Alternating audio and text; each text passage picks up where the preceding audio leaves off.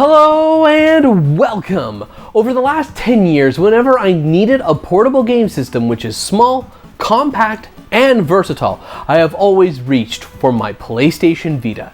It is my one-stop shop for my on-the-go gaming needs, not only supporting its own line of amazing PlayStation Vita titles, but also is completely backwards compatible with the PSP and PS1. While Sony only ever made 3 revisions of this hardware, which one you get will greatly depend on what you are planning on doing with it. So join me as I take a look at the PlayStation Vita to see which one you should buy. But first, this video is brought to you by us and the 16-bit store. It was because of my Vita that I started designing display stands. And while we do provide the files for free, we also sell them to those who are looking for pre-printed and ready-to-ship models. And if you'd like one to display your own systems, whether it's a PlayStation or not, you can find them today at 16bitstore.com or in the links in this video's description.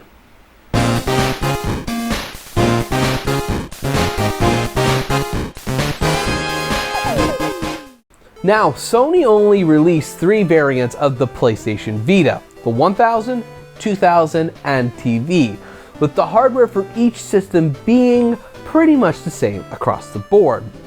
It's powered by an ARM A9 processor with 512 megabytes of RAM, with the games on proprietary flash cards and storage on its own separate proprietary flash format. And it's here with the Vita storage which causes a lot of headaches for Vita owners, as large format Vita memory cards are both expensive and unreliable. However, unlike the PSP, there is no drop-in replacement for the Vita's storage, and due to the mostly digital nature of the Vita's library of games, updates, and DLC, you'll be wanting at a minimum 8 gigabytes of storage, though I personally feel more comfortable with 16 gigabytes. Realistically though, if you have or want a large library of Vita games, you'll need at least 32 or 64 gigabytes. But even with 64 gigabytes of storage will not be enough for all of the games you can play on the Vita. My library of Vita games alone well exceeds 128 gigabytes, which is why you'll need software like Content Manager or QCMA to manage your Vita's library on a computer, especially since we won't know if or when Sony or a third-party publisher will just outright destroy the Vita's digital game library. That's why, if you are considering owning any Vita, I would highly recommend looking into the modding scene. From temporary mods to running full-out custom firmware, modifying your Vita will fix a lot of your system's drawbacks. With mods and the easily obtainable Vita to SD, you can easily get a Vita running with over 256 gigabytes of storage running off of a simple micro SD card in the Vita's game card port. And don't think that you can't run your physical games with the port occupied, as mods will also allow you to install Vita game cards to the internal storage, plus full access to PS1 and the PSP game libraries. And with Homebrew, you can play so much more, from unofficial emulators and ports of Android titles to even Game Maker games running in its own shell. Mods truly open up the Vita to a new world of possibilities which Sony would have never allowed, and some Vitas are better set up for modding than others. A great example of this is with the launch model of PlayStation Vita, often called the Vita 1000. While there technically is 2 variants of it, one with 3G and one with just Wi-Fi, you'll most likely never come across the 3G variant. And with the Wi-Fi variant, it is, in my opinion, the best Vita on the market. Not only is it the most readily available Vita, but it also has the best feeling version of all the systems, being both bulky and sturdy despite being made out of plastic. The standouts with the Vita 1000's hardware is that it uses an OLED screen for those mostly inky blacks and vibrant colors. I really like how firm it is in the hand, and I just love the way that this Vita feels to use and to look at. If you are planning on using this Vita without mods, its only real downside is its proprietary charging cable. However, if you are planning on modifying the Vita, then you must know that its 1 GB of built-in storage is completely locked off to the end user and is so hidden that most Vita owners who've owned the system aren't aware that there is a gigabyte of storage in the system. Meaning that this system is virtually a brick without Sony's proprietary storage. And a rude surprise to many new Vita owners, both now and in the past.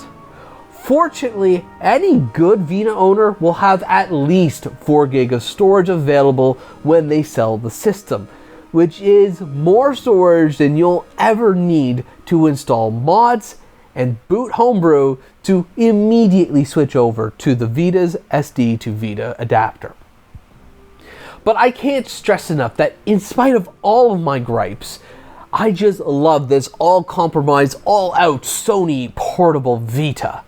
Unfortunately, my system has taken its fair share of knocks and dings over its long service life, which has left it in a bit of a crippled state with a broken game card slot. I would be using it now if it wasn't for this, or if I ever learn how to micro solder.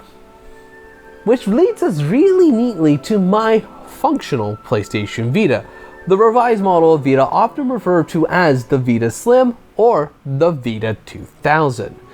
This was originally released as the budget Vita to try to rein in those really high bill of material costs of the original.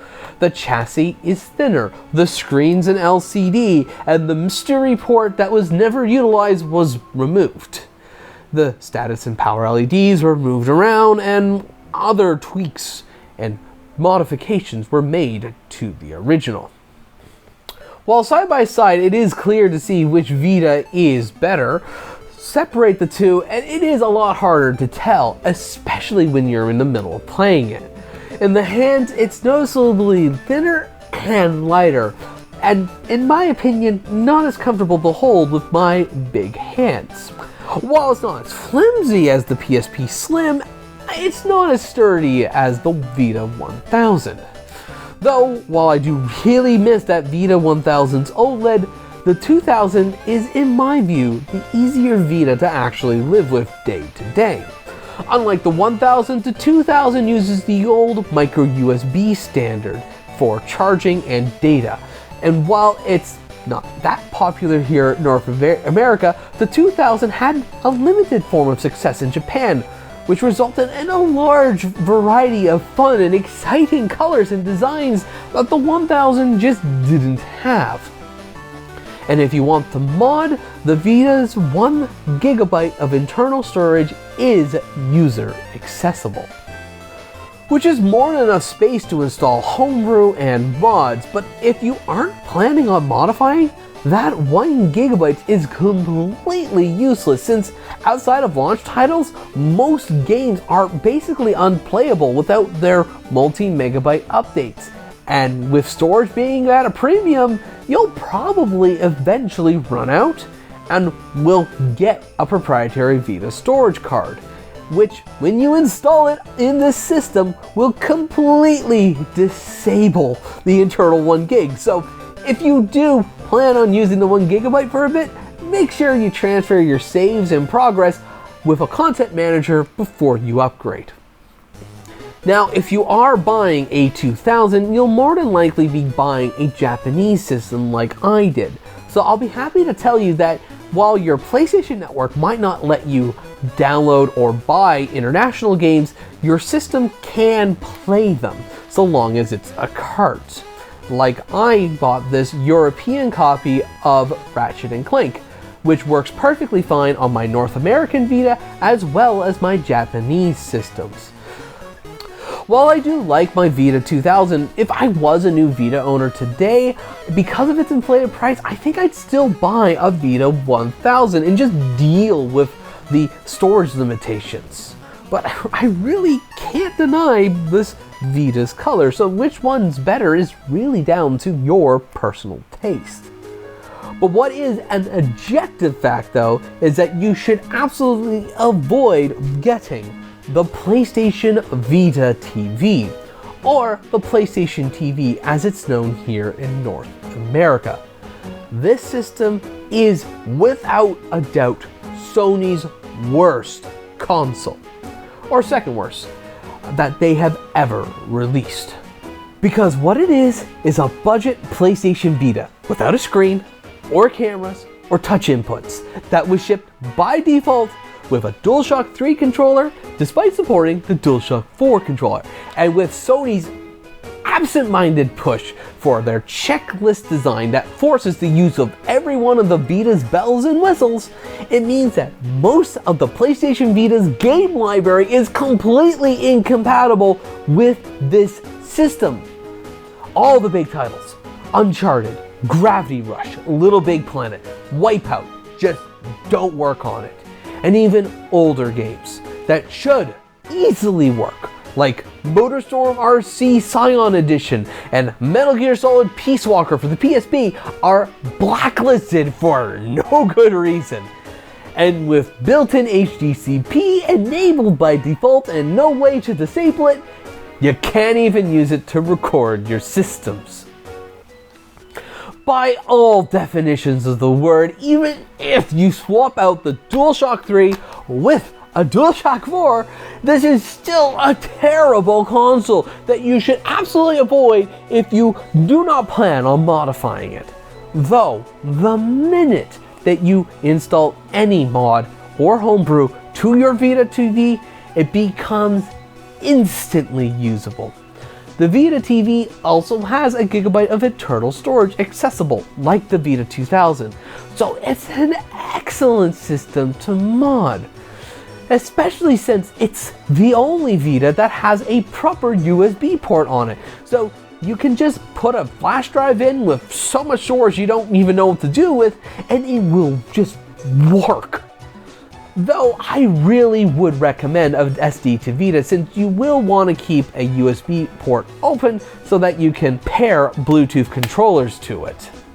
And with plugins, your Vita TV can play and do just about anything.